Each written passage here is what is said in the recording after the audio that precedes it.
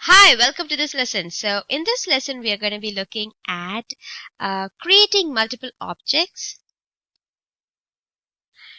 inside of an array. Okay. Now, well, so far we've just looked at creating separate objects as separate objects and separate objects as such. Okay, so one was Susan, the other one was your Gary. So how would you what if you want multiple objects? What if you want a list of a lot of people? Okay, so you're better off creating an array for that, an array of objects like that. Okay, for example, what if I want a person array which has a lot of objects? Okay, like this. How would I do that? So as you know, an object holds the properties and value of a single object. Okay, so now we are trying to uh, hold the properties of multiple objects. Okay, properties and methods of multiple objects. So in that case, arrays are your best bet. Okay, so let's create a variable called just person, and we've done that, and let's make it an array. Okay, so this variable should hold an array that has multiple objects, and in this case it's just going to hold two objects, one which has the properties we assigned to the person1 object in the last lesson, and the other which has the properties we assigned to the person2 object. Okay, to start with, it's just like this. Okay, these spaces, they're not compulsory. Okay, you can give them or you can just place them inside like this. It's all up to you. So I'll open the first first flower bracket like this, and then I'll start giving whatever was inside of the first one. Susan, comma age, 35 maybe. Okay, and then height is 160, and then hair.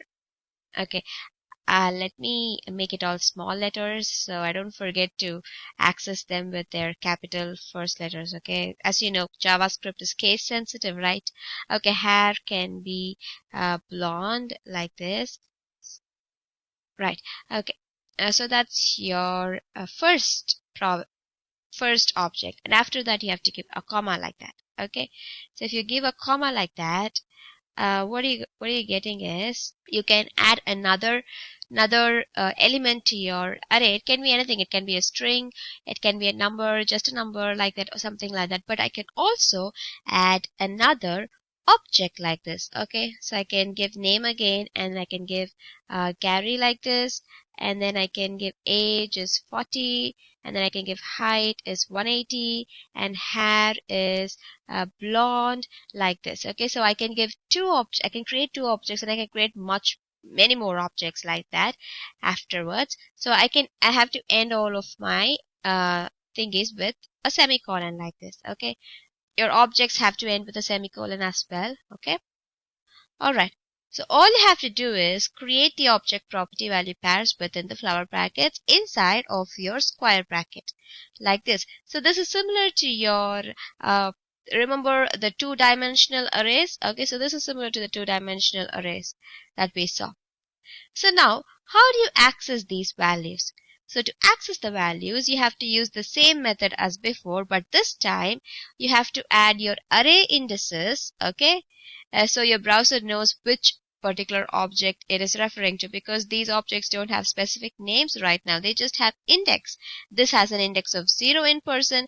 This has an index of 1 for in this particular array, right? So you have to access them with their index, and then you can access them with their property names. Okay, so now let's say we want to get the I'd say let's add another thing called eye color for Gary. Okay, like this. Okay, let's say we want to get the eye color of the second object.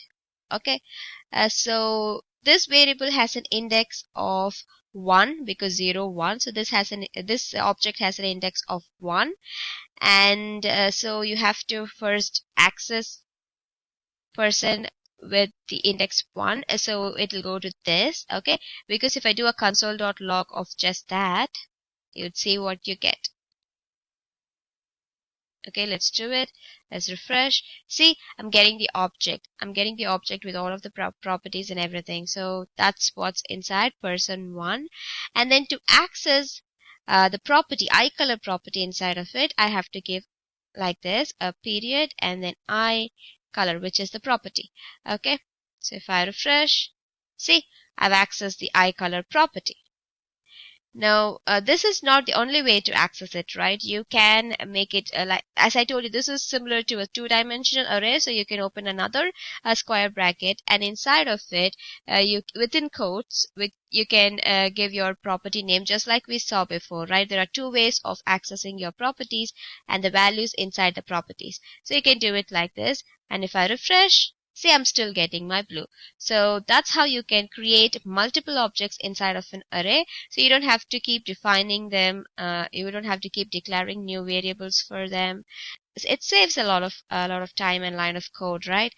So that's it for this particular lesson. I'll see you in the next one. Thank you.